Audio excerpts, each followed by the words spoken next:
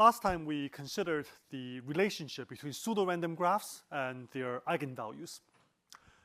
And the main message is that the smaller your second largest eigenvalue is, the more pseudo-random a graph is.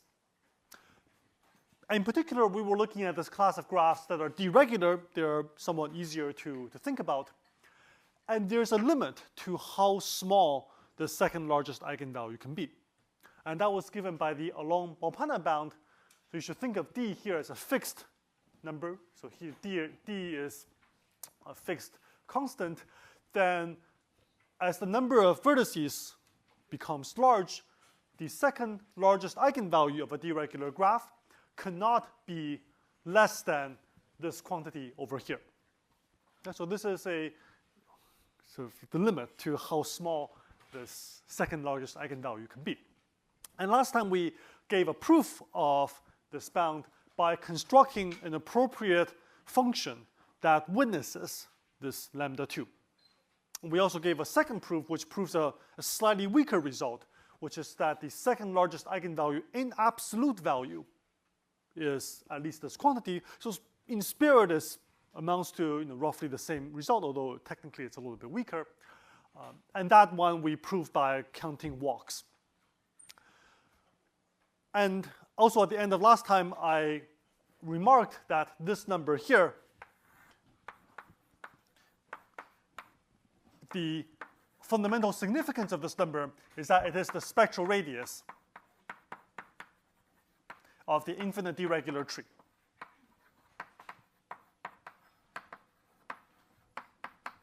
Okay, so that's why this number is here. Of course, we proved some lower bound, but you can always ask the question, is this the best possible lower bound? Maybe it's possible to prove a somewhat higher bound. And that turns out not to be the case. So that's the first thing that we'll see today is some discussions. I won't show you any proofs, but some discussions on why this number is best possible.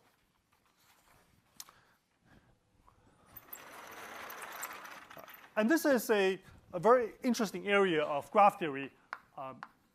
Goes under the name of Ramanujan graphs.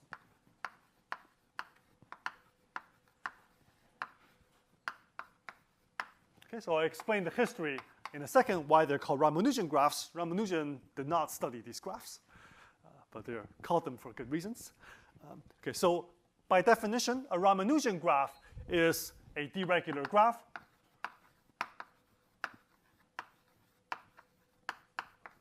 such that if you look at its eigenvalue of the adjacency matrix as above,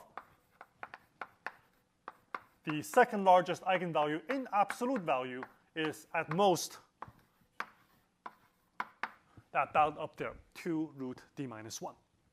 Okay, so it's the best possible constant you could put here so that there still exists infinitely many deregular Ramanujan graphs for fixed d and the size of the graph going to infinity. And so last time we also introduced some terminology. Let me just repeat that here. So this is, in other words, an ND lambda graph with lambda at most 2 root d minus 1. Now, it is not hard to obtain a single example of a Ramanujan graph. So I just want some graph such that, well, the top eigenvalue is d. I want the other ones to be small. So for example, if you get this clique, it's deregular. Here the top eigenvalue is d. And it is not too hard to compute that all the other eigenvalues are equal to exactly minus 1. Okay, so this is an easy computation. But the point is that I want to construct graphs. I want to understand whether there are graphs where d is fixed. So this is somehow not a good example. What we really want is fixed d and n going to infinity. Large number of vertices. And the main open conjecture in this area is that for every d, there exist infinitely many Ramanujan deregular graphs.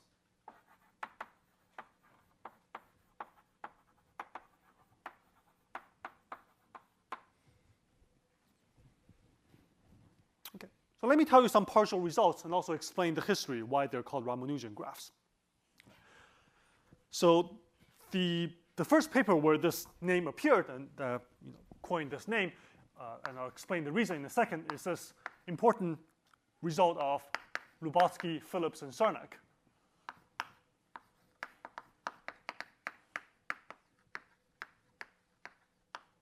From the late 80s. Okay, so their paper was titled Ramanujan graphs. So they proved that this conjecture is true. Okay, so the conjecture is true for all d such that d minus 1 is a prime number. Okay. I should also remark that the same result was proved independently by Margulis at the same time.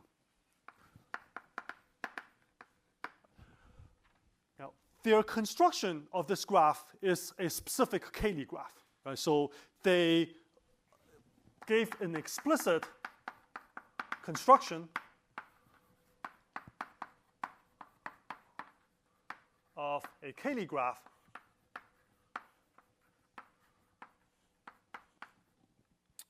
with the group being the projective special linear group PSL to Q. Okay, so some group. This kind of group actually comes up a lot. It's a group with lots of nice pseudo-randomness properties. And to verify that the corresponding graph has the desired eigenvalue properties, they had to invoke some deep results from number theory that were related to Ramanujan conjectures. So that's why they called these graphs Ramanujan graphs. And that name stuck. Okay, so these papers, they proved that these graphs exist for some special values of d, namely when d minus 1 is a prime. There was a later generalization in the 90s by Morgenstern generalizing such constructions, showing that you can also take d minus 1 to be a prime power. And really, that's pretty much it. For all the other values of d, it is open whether there exists infinitely many d regular Ramanujan graphs. And in particular, for d equal to 7, it is still open. Okay? Do there exist infinitely many 7 regular Ramanujan graphs? Now, what about a random graph? Okay? If I take a random graph, what is the size of its largest second largest eigenvalue? And there's a difficult theorem of Friedman. I say difficult because the paper itself is more than 100 pages long. That if you take a fixed d, then a random n-vertex d-regular graph. Okay, so what does this mean? So the easiest way to explain a random d-regular graph is that you look at the set of all possible d-regular graphs on a fixed number of vertices, and you pick one uniformly at random. So a random such graph is almost Ramanujan in the following sense. That the second largest eigenvalue in absolute value is at most 2 root d minus 1 plus some small error little 1, where the little 1 goes to 0 as n goes to infinity. Okay, so in other words, this constant cannot be improved, but this result doesn't tell you that any of these graphs are Ramanujan. Experimental evidence suggests that if you take, for a fixed value of d, let's say d equals to 7 or d equals to 3, if you take a random d-regular graph, then a specific percentage of those graphs are Ramanujan. So the second largest eigenvalue has some empirical distribution, at least from computer experiments, where some specific fraction, I don't remember exactly, but let's say 40% of 3 regular graphs is expected in the limit to be Ramanujan. Okay, so that appears to be quite difficult. We have no idea how to even approach such conjectures. There were some exciting recent breakthroughs in the past few years concerning a variant, somewhat weakening of this problem. a bipartite analog of Ramanujan graphs. Now, in a bipartite graph, so all bipartite graphs have the property that its eigenvalues, its spectrum is symmetric around 0. Its smallest eigenvalue is minus d, so if you plot all the eigenvalues, it's symmetric around 0. This is not a hard fact to see. I encourage you to think about it. And that's because if you have an eigenvector, right, so it lives somewhere on the left and somewhere on the right, I can form another eigenvector, which is obtained by flipping the signs on one part. So that if the first eigenvector has eigenvalue lambda, then the second one has eigenvalue minus lambda. So the eigenvalues come in symmetric pairs. Now, in a Ramanujan graph, so by definition, a bipartite Ramanujan graph is one where it's a bipartite graph, and I only require that the second largest eigenvalue is less than 2 root d minus 1. Everything's symmetric around the origin. So this is by definition. Now, if you start with a Ramanujan graph, I can use it to create a bipartite Ramanujan graph. Because if I look at this two-lift, so what is this construction? This means if I start with some graph G, so for example, if G is this graph here, what I want to do is take 2 copies of this graph, think about having them on 2 sheets of paper, one on top of the other, and I draw all the edges crisscrossed.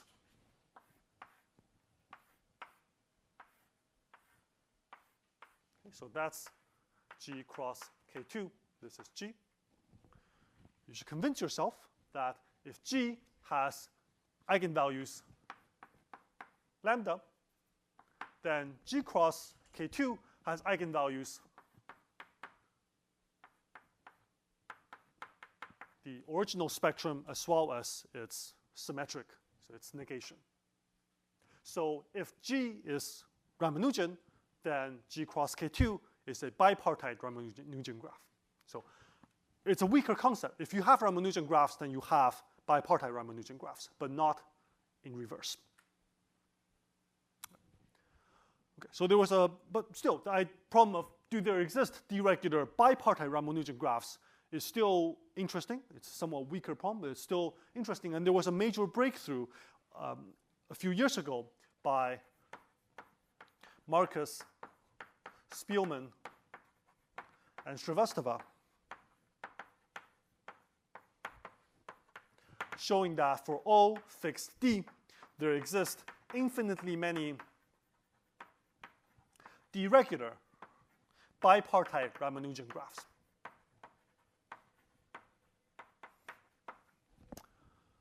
And unlike the earlier work of Lubotsky, Phillips, and Sarnak, which the earlier work was an explicit construction of a Cayley graph, this construction here is a probabilistic construction. It uses some very nice tools that they called interlacing families. So it showed probabilistically, using a very clever randomized construction, that these graphs exist. Right? So it's not just take a usual deregular random bipartite graph, but there's some clever constructions of randomness. Okay, and this is more or less the state of knowledge regarding the existence of Ramanujan graphs. Right? Again, the big open problem is that there exists deregular Ramanujan graphs for every d. There are infinitely many such Ramanujan graphs. Yeah. So in the construction of G cross K2, yeah. what lambda 1 is equal to d for the original graph, right? So don't we get an eigenvalue minus d? Right. So the question is, if you start with a deregular graph and take this construction, the spectrum has 1d, and it also has a minus d. So a bipartite graph If your graph is bipartite, its spectrum is symmetric around the origin. So you always have d and minus d.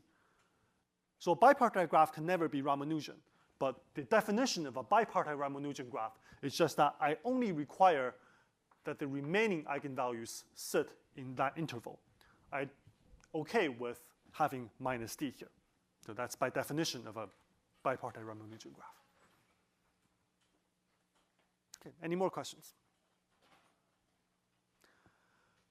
All right, so combining a Long-Bompana bound versus and both the existence of Ramanujan graphs and also Friedman's difficult result that a random graph is almost Ramanujan, we see that this root, so 2 root d minus 1, that number there is optimal. Right? Okay, so that's the extent in which a deregular graph can be pseudo-random. Now, the rest of this lecture, I want to move on to a somewhat different topic, but still concerning sparse pseudo-random graphs. Basically, I want to tell you what I did for my PhD thesis. Okay. So far, we've been talking about pseudo-random graphs, but let's combine it with the topic in the previous chapter, namely Semiramis regularity lemma. And we can ask, can we apply the regularity method to sparse graphs? So when we talk about Semiramis regularity, I kept emphasizing that it's really about dense graphs because there are these error terms which are little o n squared, and if your graph is already sparse, that error term eats up everything. So for sparse graphs, you need to be extra careful. So I want to explore the idea of a sparse regularity. And here, sparse just means not dense. So sparse means edge density little 1. So the opposite of dense. We saw the triangle removal lemma.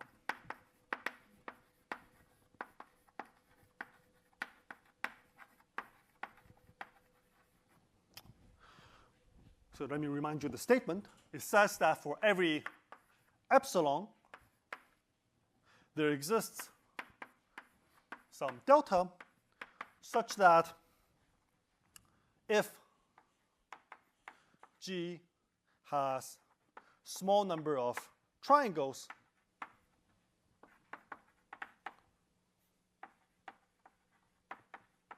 then G can be made triangle free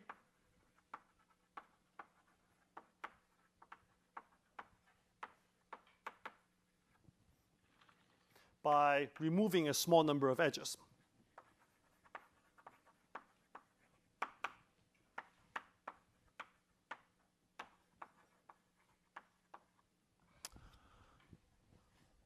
Okay. I would like to state a sparse version of this theorem that works for graphs where I'm looking at sub-constant edge densities. So roughly, this is how it's going to go. I'm going to put in these extra p factors, and you should think of p as some quantity that goes to 0 with n. So what I would like is to say that so think of p as the general scale, right? So that's the edge density scale we're thinking of. I would like to say that if G has less than that many triangles, then G can be made free by deleting a small number of edges. What does small mean here? Small should be relative to the scale of edge densities you're looking at. So in this case, we should add an extra factor of p over here. Okay, so that's the kind of statement I would like, but of course, this is too good to be true because we haven't really modified anything. If you read the statement, it's just completely false. So I would like to add in some conditions, some hypotheses that would make such a statement true. And the hypothesis is going to be roughly along these lines. So I'm going to call this a meta theorem because I won't state the hypotheses precisely. But roughly, it will be along the lines that if gamma is a sufficiently pseudo-random graph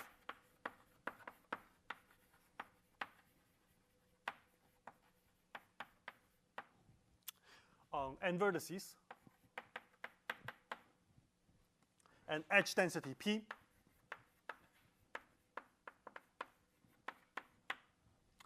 And G is a subgraph of gamma.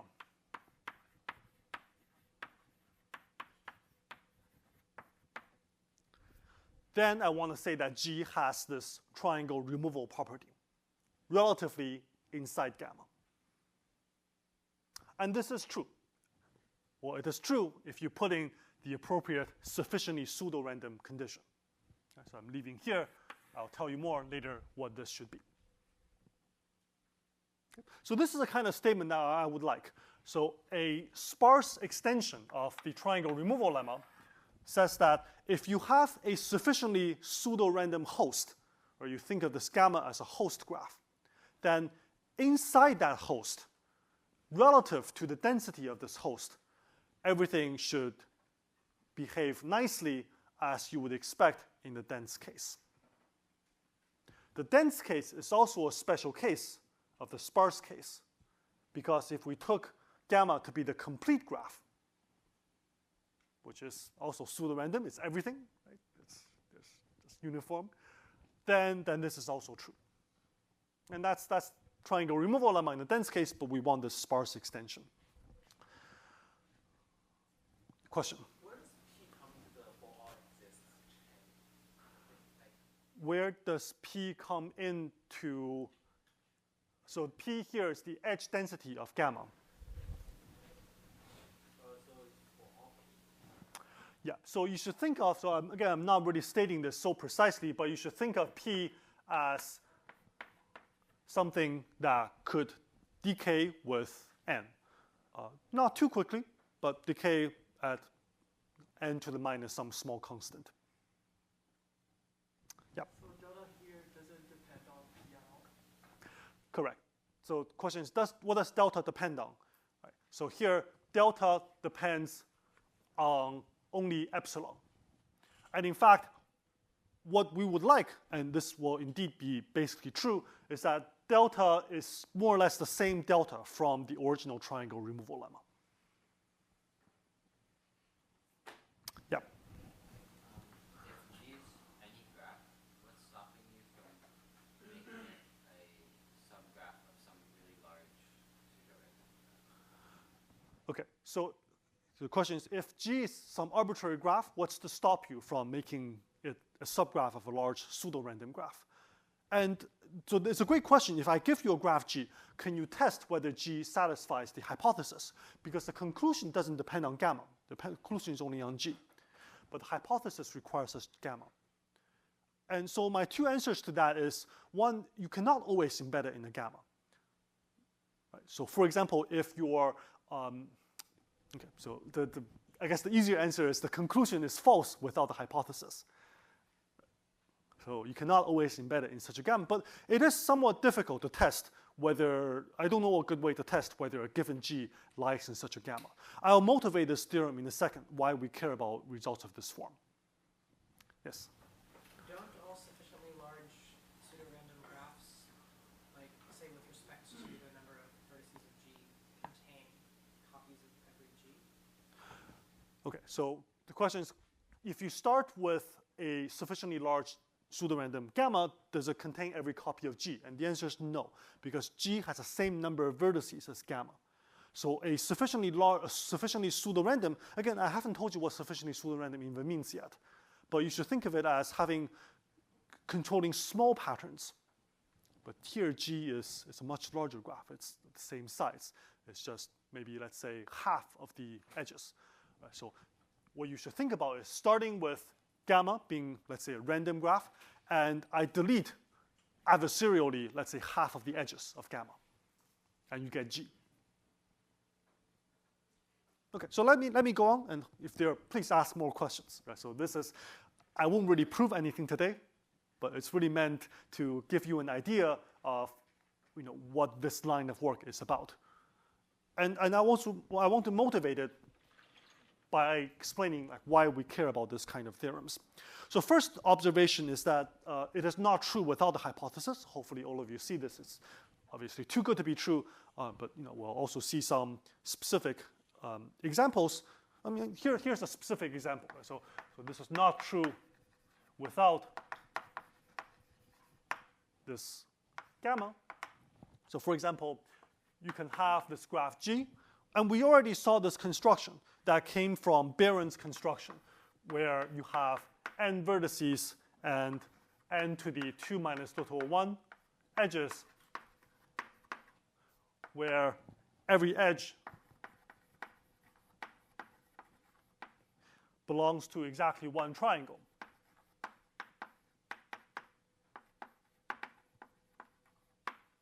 Right, if you plug in this graph into this theorem, without the yellow stuff, but if you add in this p, okay, you see it's false. So you just cannot remove. Anyway, so, but in what context can we expect such a sparse triangle removal lemma to be true? One setting for which it is true, and this was a result that was proved about 10 years ago, is that if your gamma is a truly random graph. So this is true for a random gamma if P is sufficiently large and roughly it's at least, so there's some constant such that if P is at least C over root n, then it is true. So this is the result of Conlon and Gowers.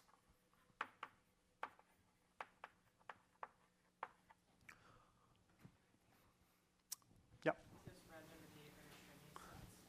So this is random in the Erdős-Rényi sense. It's an Erdős-Rényi random graph. But this is not the main motivating reason why I would like to talk about this technique. The main motivating example is the Green-Tau theorem.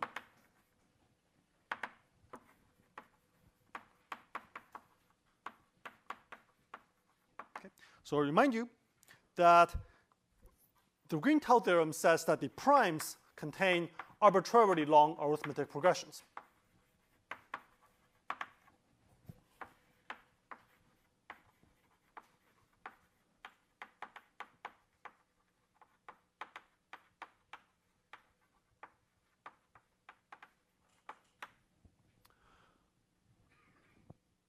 So the Green-Tau theorem is, in some sense, an extension of Semirady's theorem, but a sparse extension. So Semirady's theorem tells you that if you have a positive density subset of the integers, then it contains long arithmetic progressions. But here, the primes, we know from prime number theorem that the density of the primes up to n decays like 1 over log n. So it's a sparse set. But we would like to know that it has all of these patterns. It turns out the primes are, in some sense, pseudo-random, but that's a difficult result to prove. And that was proved after Green-Tau proved their initial theorem by later works of Green and Tau and also Ziegler. But the original strategy, and also the later strategy for the stronger result as well, but the strategy for the Green-Tau theorem is this. You start with the primes, and you embed the primes in a somewhat larger set.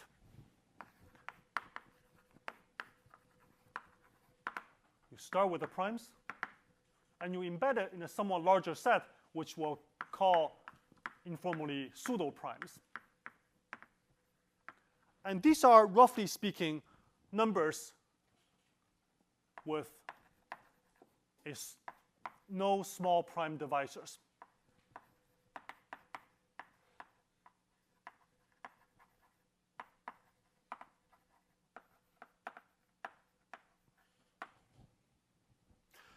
Because these numbers are somewhat smoother compared to the primes, they're easier to analyze by analytic number theory methods, especially coming from sieve theory. And it is easier, although still highly non-trivial, to show that these pseudo-primes are in some sense pseudo-random.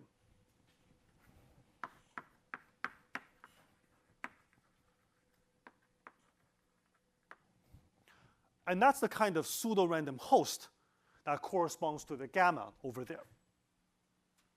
So the Green-Tau strategy is to start with the primes, build a slightly larger set, so that the primes sit inside the pseudo-primes in a relatively dense manner. So the relative density is so it's small, so it has high relative density. And then if you had this kind of strategy for sparse triangle removal lemma, but imagine you also had it for various other extensions, sparse hypergraph removal lemma, which allows you to prove Semiramis theorem, and now you can use it in that setting, then you can prove Semiramis theorem in the primes. Okay, so that's the theorem, and that's the approach. And that's one of the reasons, at least for me, why something like the sparse triangle removal lemma plays a central role in this kind of problems. Okay, so I want to say more about how you might go about proving this type of result, and also what pseudo-random graph means over here. So remember the strategy for proving the triangle removal lemma. And of course, all of you guys are working on this problem set, and so the method of regularity hopefully should be very familiar to you by the end of this week. But let me remind you that there are three main steps. One being to partition your graph using regularity lemma. The second one to clean, and the third one to count. And I want to explain where the sparse regularity method fails. Right? So you can try to do everything the same, and then, so what happens if you try to do all of these things? So first, let's talk about a sparse regularity lemma.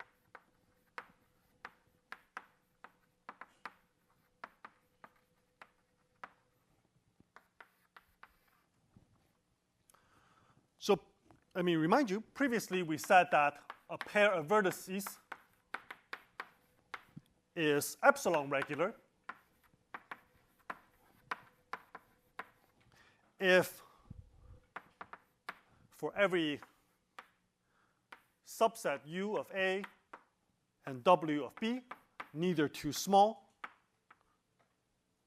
Okay, so if neither are too small,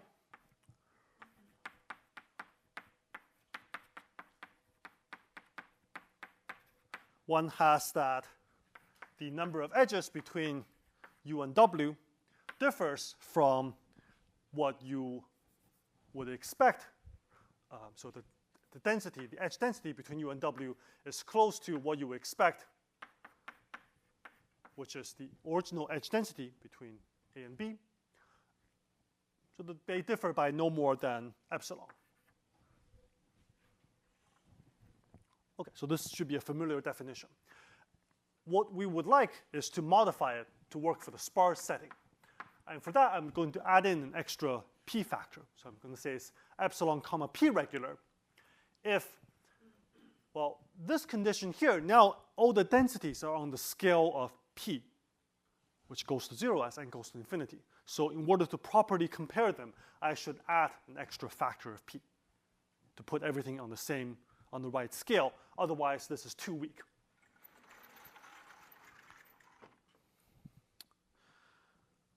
Right. And given this definition here, we can say that a partition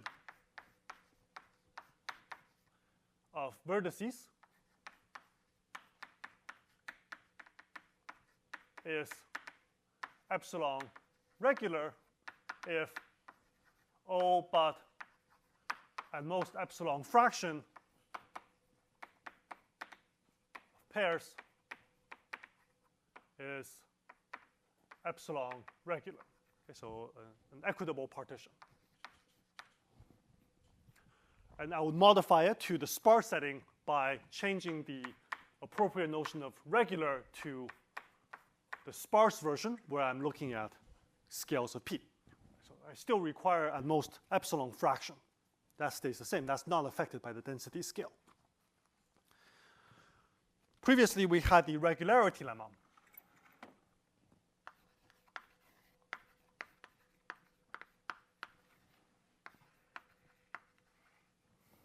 which said that for every epsilon, there exists some m such that every graph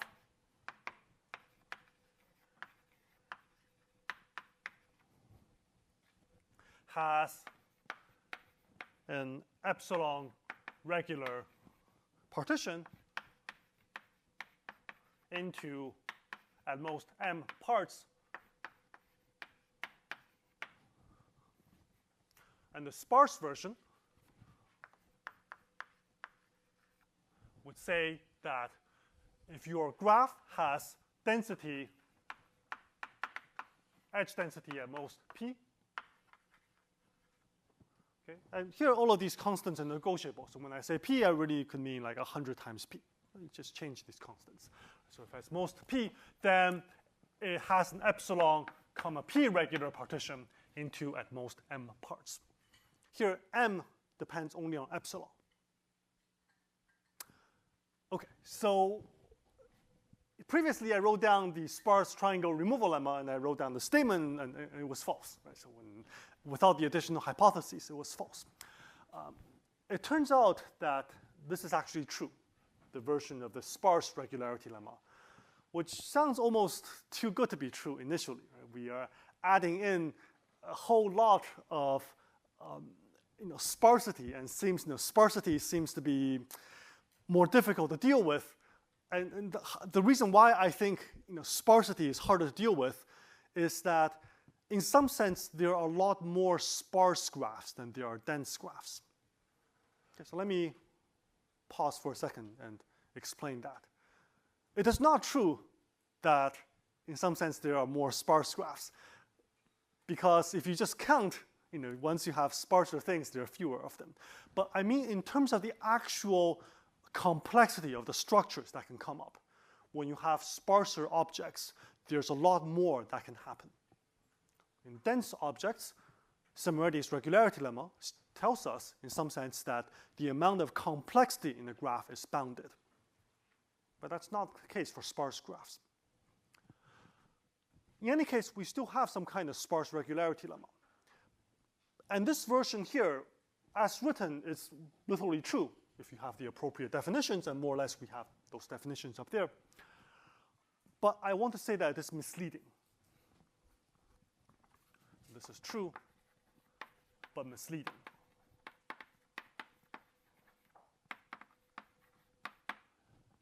And the reason why it is misleading is that in a sparse graph, you can have lots of intricate structures, but that are hidden in your irregular parts. It could be that most edges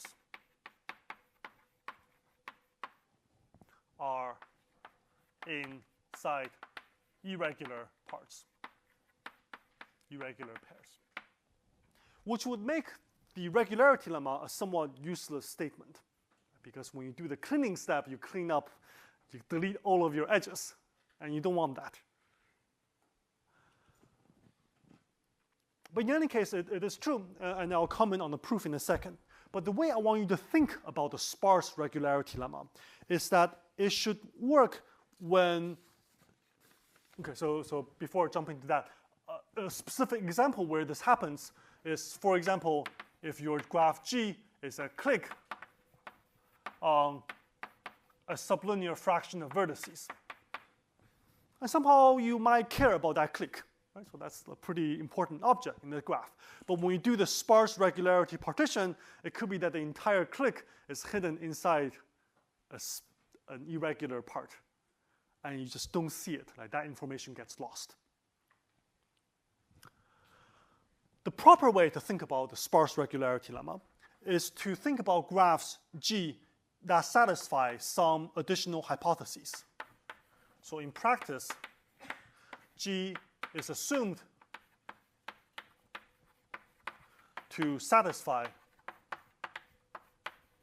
some upper regularity condition.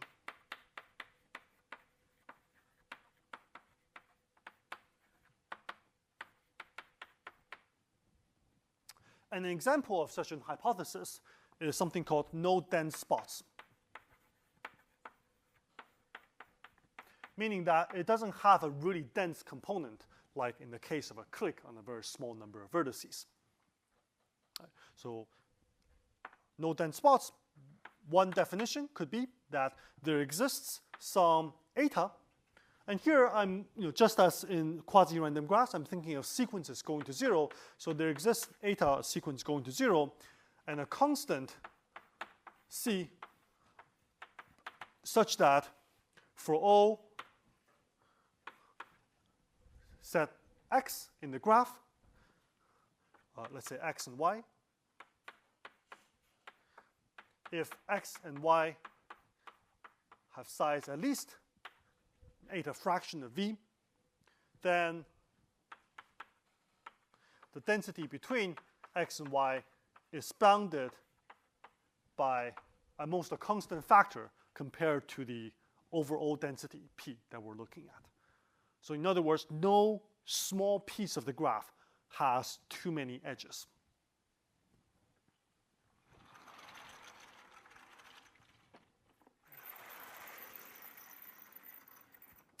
And with that notion of the no dense spots, we can now prove the sparse regularity lemma under that additional hypothesis. And basically, the proof is the same as the usual semi-ready regularity lemma proof that we saw a few weeks ago.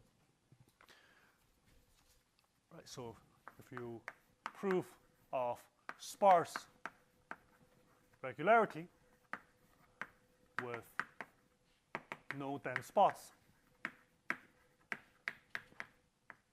hypothesis. And the reason is that, okay, so I claim this is the same proof as Semireddy's regularity lemma. And the reason is that in the energy increment argument, okay, so you do everything the same. You do partition. If it's not regular, you refine and you keep going.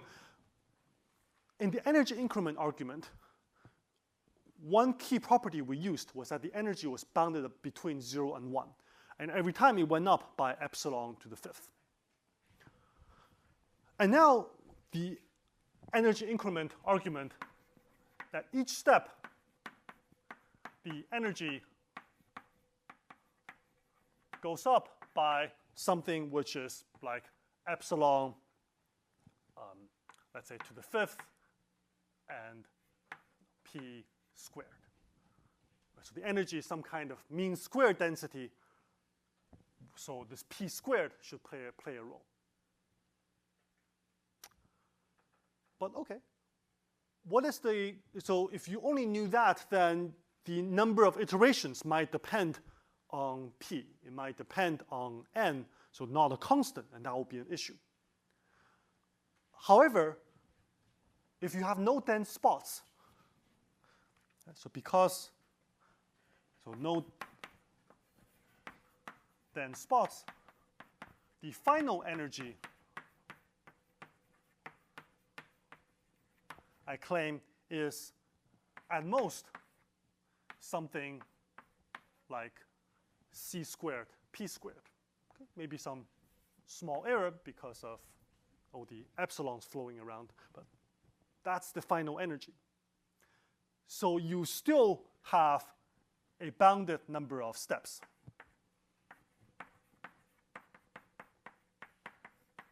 Okay, so the bound only depends on epsilon. So the entire proof runs through just fine.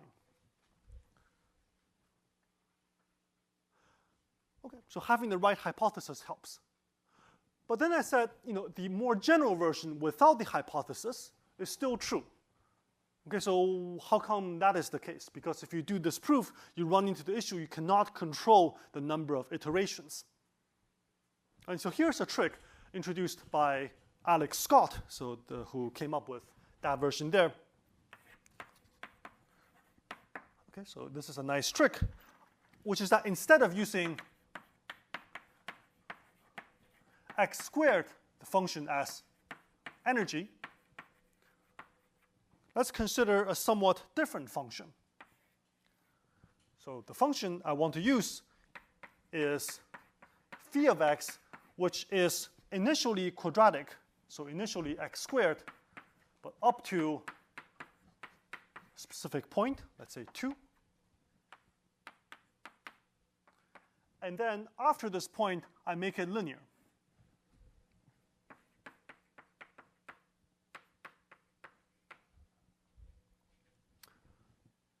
Okay, so that's the function I'm going to take. Now, this function has a couple of nice properties. One is that you also have this boosting, this energy increment step, because for all random variables x that are, so x is non-negative random variable, so think of this as edge densities between parts on the refinement. If the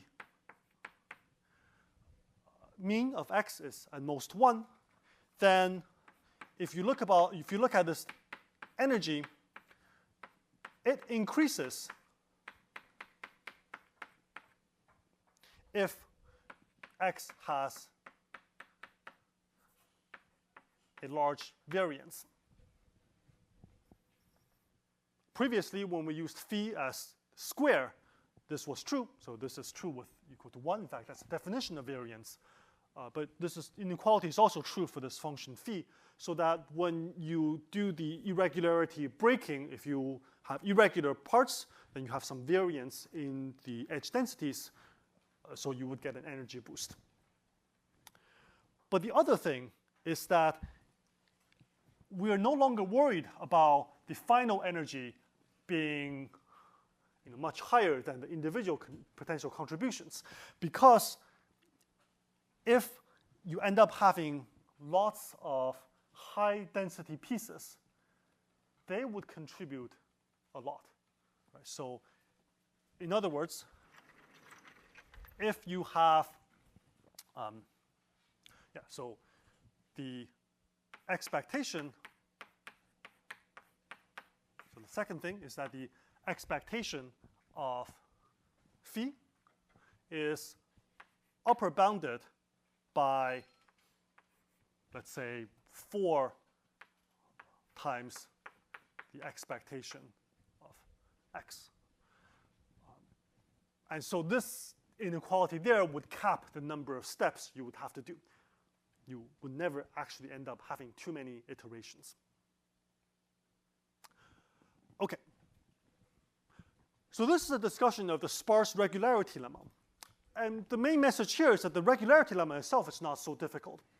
It's largely the same as Semiretti's regularity lemma. And so that's actually not the most difficult part of sparse triangle removal lemma. The difficulty lies in the other step in the regularity method, namely the counting step. And we already alluded to this in the past. The point is that there is no counting lemma for sparse regular graphs.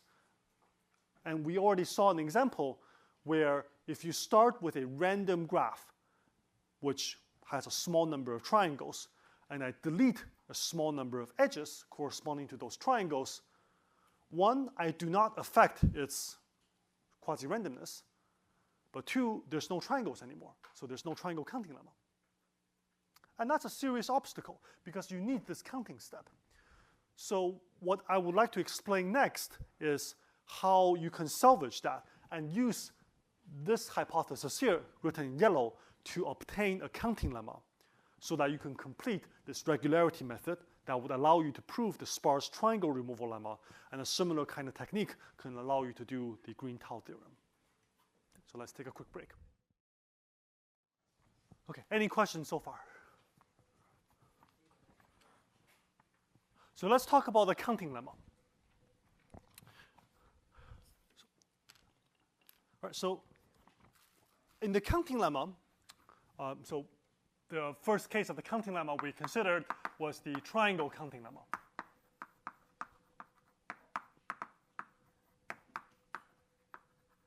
Okay, so remember what it says. If you have 3 vertex sets, v1, v2, v3, such that between each pair it is epsilon regular,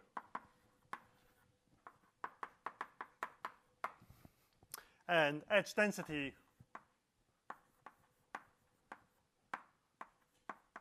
let's, for simplicity, say they all have the same edge density. No, actually, they can be different. So d sub ij, so possibly different edge densities. But I have the setup. And then the triangle counting lemma tells us that the number of triangles with one vertex in each part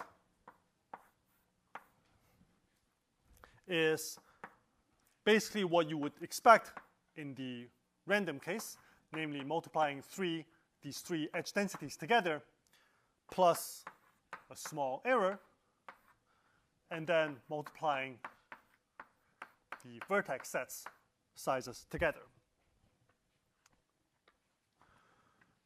Okay, so what we would like is a statement that says that if you have epsilon p regular and edge densities now at scale p, then we would want the same thing to be true. Here I should add an extra p cubed because that's the densities we're working with. And I want some error here. Okay, I can even let you take some other epsilon, but small changes are okay. Okay, so that's the kind of statement we want, and this is false. Right? So this is completely false. And the example that I said earlier was one of these examples where you have a random graph. So okay, so why is this? So this initial version is so false, because if you take g and p with p somewhat less than 1 over root n, and then remove an edge from each triangle, or just remove all the triangles, then you have a graph which is still fairly pseudo-random, but it has no triangles. So you cannot have a counting lemma. So there's another example which in some sense is even better than this random example. And it's a somewhat mysterious example due to a law that gives you a pseudo-random gamma. Okay, so it's in some sense an optimally pseudo-random gamma such that it is d-regular with d on the order of n to the 3/2. And it's an nd lambda graph where lambda is on the order of root d. Okay, so here d is not constant, but even in this case, roughly speaking, this is as pseudo-random as you can expect. So the second eigenvalue is roughly square root of the degree. And yet, this graph is triangle-free.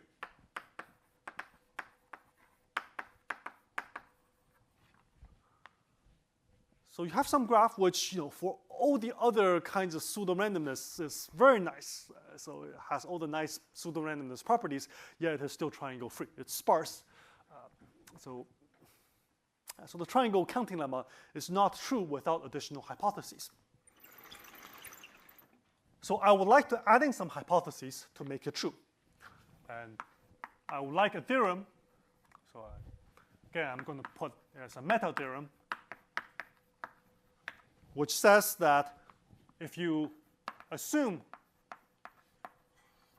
that G is a subgraph of a sufficiently pseudo-random gamma,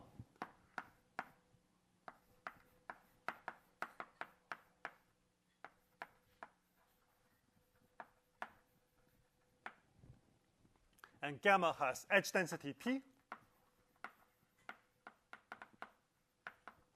then the conclusion is true. And this is indeed the case. Okay, so this is indeed the case. And I would like to tell you what is the sufficiently pseudo-random, what does that hypothesis mean, so that at least you have some complete theorem to take home. There are several versions of this theorem. So let me give you one which I really like because it has a fairly clean hypothesis. And the version is that the pseudo-randomness condition. Okay, so here's a sufficient pseudo-randomness hypothesis on gamma which is that gamma has the correct number, so correct, I'll put correct in quotes because this is somewhat normative. So what I'm really saying is it has, compared to a random case, what you would expect, densities of all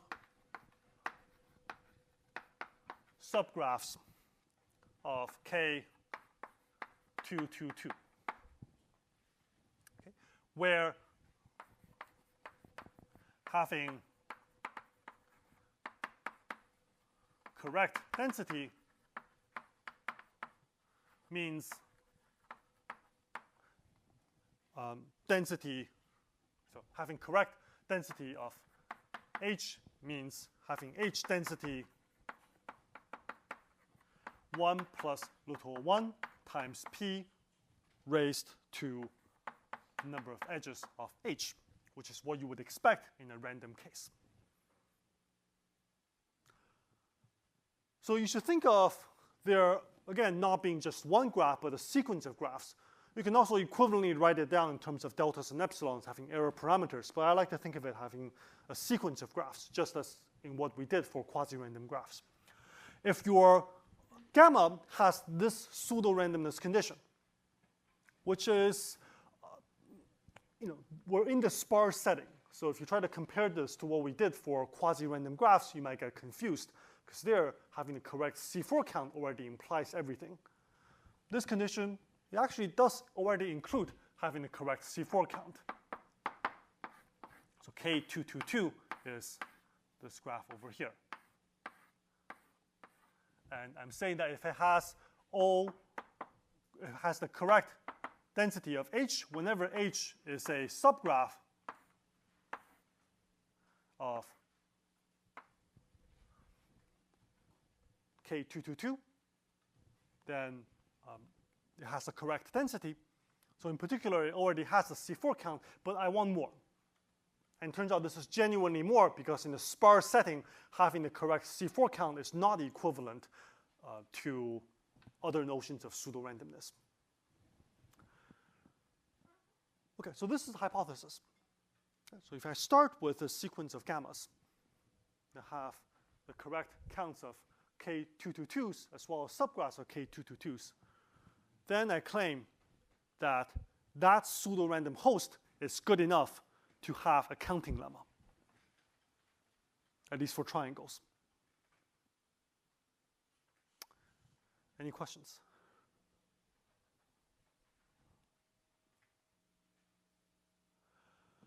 Now, you might want to ask for some intuitions about where this condition comes from. I mean, the proof itself takes a few pages.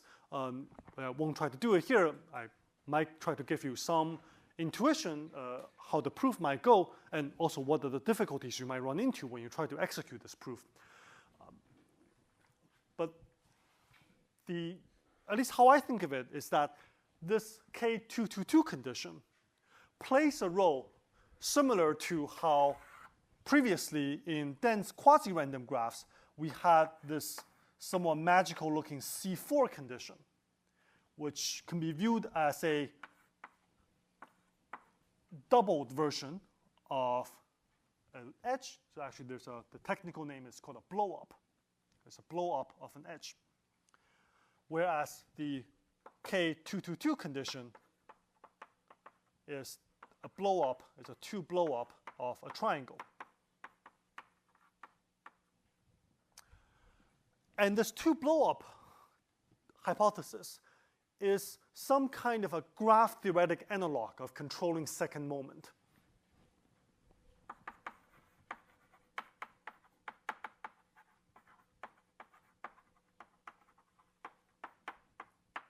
Just as knowing the variance of a random variable, knowing its second moment, helps you to control the concentration of that random variable, showing that it's fairly concentrated, it turns out that having this graphical second moment in this sense also allows you to control its properties so that you can have nice tools like the counting lemma.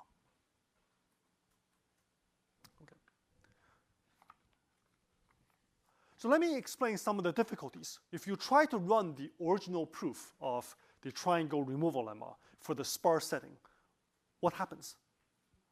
Right. So if you start with a vertex, so remember how the proof of triangle removal lemma went.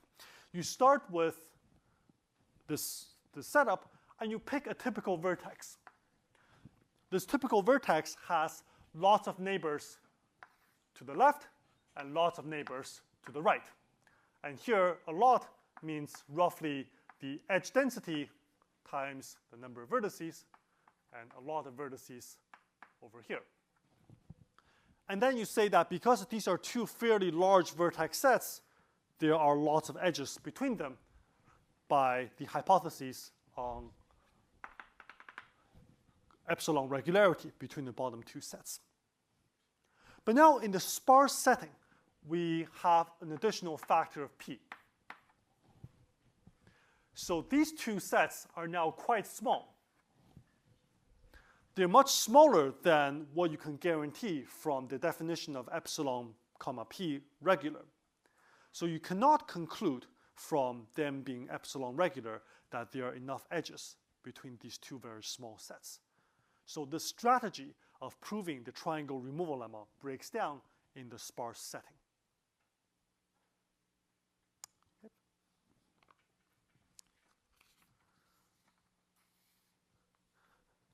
In general, not just for triangles, but for other h's as well. So we also have this kind of counting lemma. Okay, so the sparse counting lemma.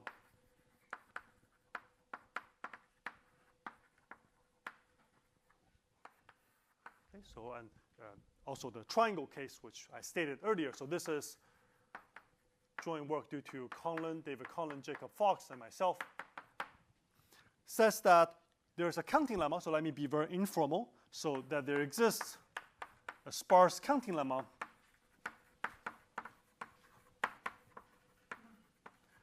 for counting h if, so in the setup as before, if gamma has the pseudo-random property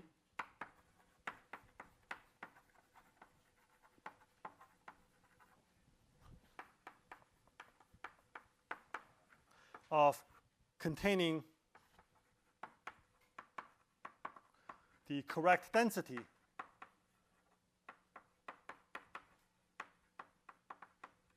of all subgraphs of the two blow-up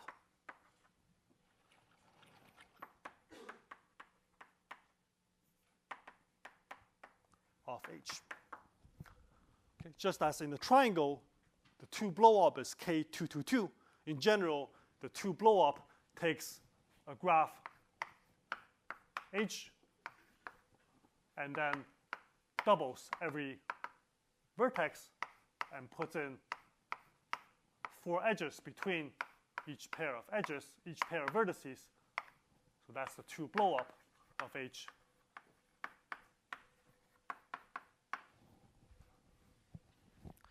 If your gamma has quasi-pseudo-random properties concerning counting subgraphs of this two blow-up, then you can obtain a counting lemma for H itself. Okay. Any questions?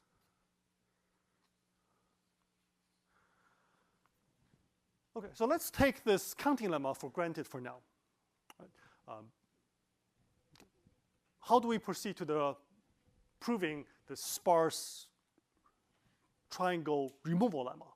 Well, I claim that actually it's the same proof, where you run the usual semi-ready regularity proof of triangle removal lemma, but now with all of these extra tools and these extra hypotheses, you then would obtain the sparse triangle removal lemma, which I stated earlier. And the hypothesis that I left out, the sufficiently pseudo-random hypothesis on gamma, is precisely this hypothesis over here, as required by the counting lemma.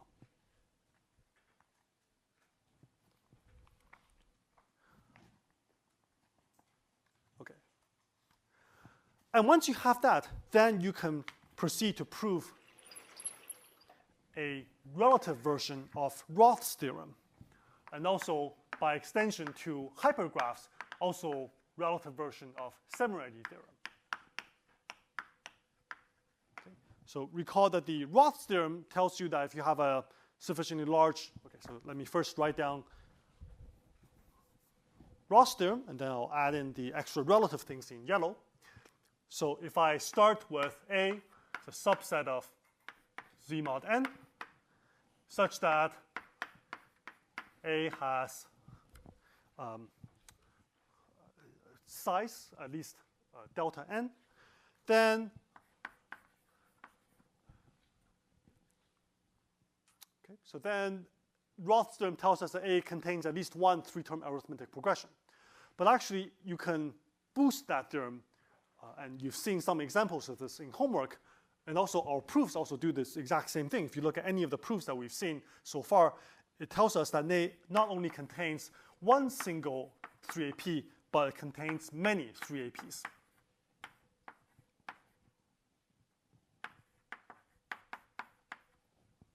Where C is some number that is positive.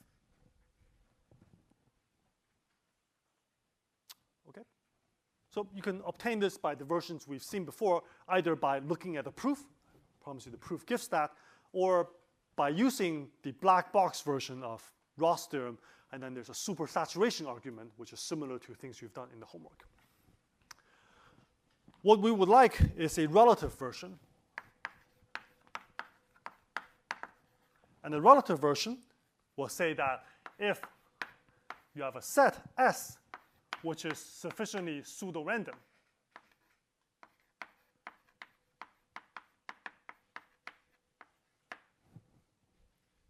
and S has density P, so here I'm going to use little n. And now A is a subset of S.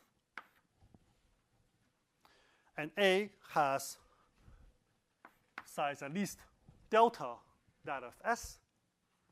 Then A contains still lots of 3APs, but I need to modify the quantity because I'm looking at density P.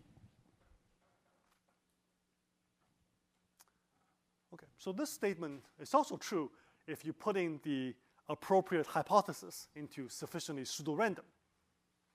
And what should those hypotheses be? Right, so think about the proof of Roth's theorem, that one that we've done, where you set up a graph. So you set up this graph. So one way to do this is that you say that you put in edges between the three parts, x, y, and z. Okay, so the vertex sets are all given by z mod n. And you put in an edge between x, y, and z, if, or between x and y, if x plus, okay, so if 2x plus y lies in S. Put in an edge between x and z if x minus z lies in S.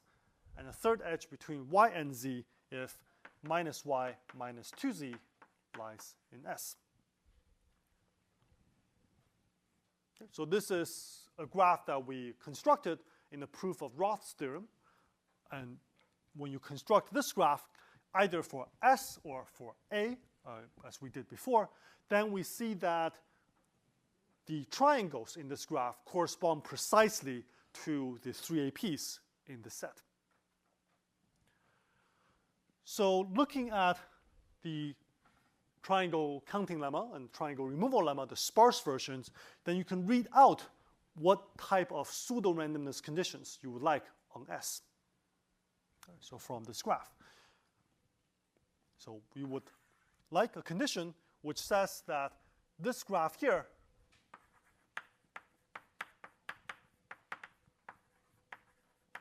which we'll call gamma sub S, to have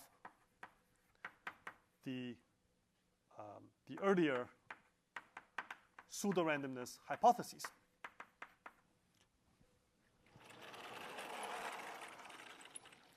And you can spell this out. And let's do that. So let's actually spell this out. So what does this mean? So what I mean is S, okay, being a subset of Z mod n, we say that it satisfies so what's called the 3 linear forms condition.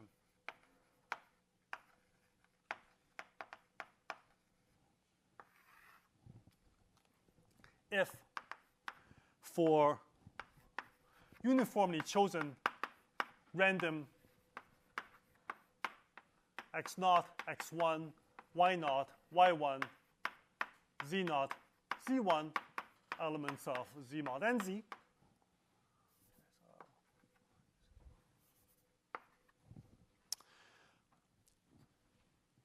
Think about this K222, right? So draw a K222 up there. So what are the edges corresponding to the K222? Well, so they correspond to the following expressions. Minus y0 minus 2z0, minus y1 minus 2z0, okay, minus y0 minus 2z1, minus y1 minus 2z1. Okay, so those are the edges corresponding to the bottom. If you draw a C4 across the bottom two vertex sets. But then there are 2 more columns, and I'll just write some examples, but you can fill in the rest.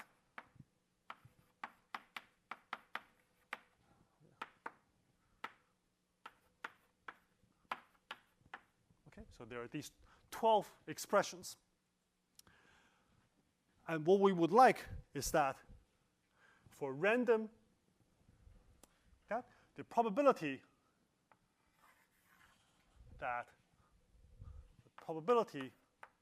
that all of these numbers are contained in S is within 1 plus little 1 factor of the expectation if S were a random set.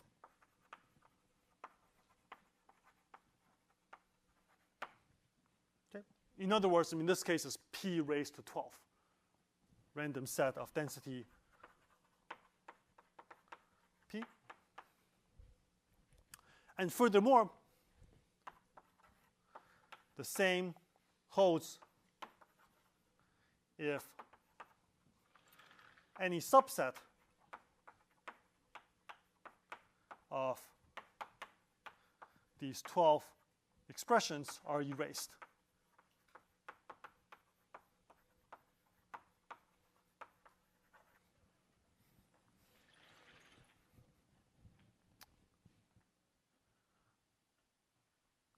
Okay. Now, I want you to use your imagination and think about what the theorem would look like for not 3 APs, but for 4 APs, and also for K APs in general. Okay, so there's a relative similarity theorem.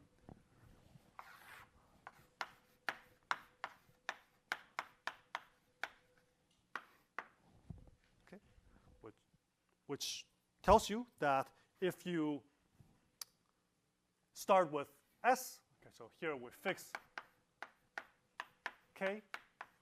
If you start with this S, that satisfies the K-linear forms condition.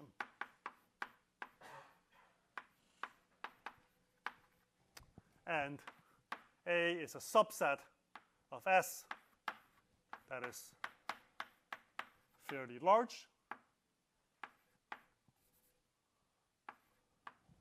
Then A has KAP. Okay, so I'm being slightly sloppy here, but that's the spirit of the theorem, that you have this similarity theorem inside a sparse pseudo-random set as long as the pseudo-random set satisfies this K-linear forms condition. And that K-linear forms condition is an extension of this 3 linear forms condition, where you write down the proof that we saw for Semireti's theorem using hypergraphs, write down the corresponding linear forms, you expand them out, and then you write down this statement.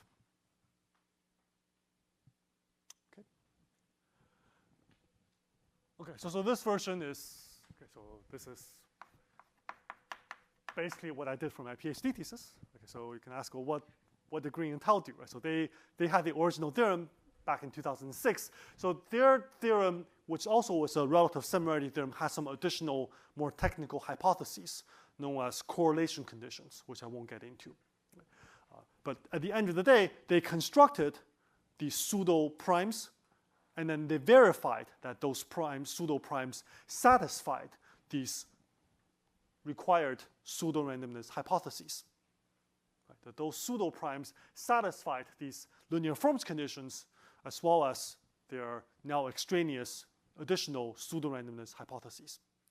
And then combining this combinatorial theorem with that number theoretic result, you put them together, you obtain that the Green-Tao theorem, which tells you not just that the primes contain arbitrarily long arithmetic progressions, but any positive density subset of the primes also contains arbitrarily long arithmetic progressions.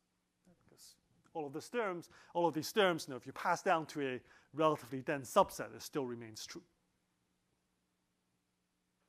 Okay. Any questions? So this is the general method. Right? So the general method is you have the sparse regularity method, and provided that you have a good counting lemma, you can transfer the entire method to the sparse setting. But getting the counting lemma is often quite difficult, and there's still interesting open problems. In particular, what kind of pseudo-randomness hypotheses do we really need?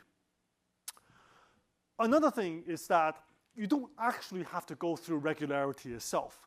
So there's an additional method, which unfortunately I don't have time to discuss, called transference, where the story I've told you is that you look at the proof of Roth's theorem, the proof of Semmelreidy's theorem, and you transfer the methods of those proofs to the sparse setting. And you can do that. But it turns out you can do something even better, is that you can transfer the results. And this is what happens in Green-Tao. If you look at Semmelreidy's theorem as a black box theorem, and you're happy with its statement, you can use these methods to transfer that result as a black box without knowing its proof to the sparse pseudo-random setting. So, and that sounds almost too good to be true, but it's worth seeing how it goes. And if you want to learn more about this subject, so there's a survey by Conlon, Fox, and by myself called Green-Tao Theorem and Exposition.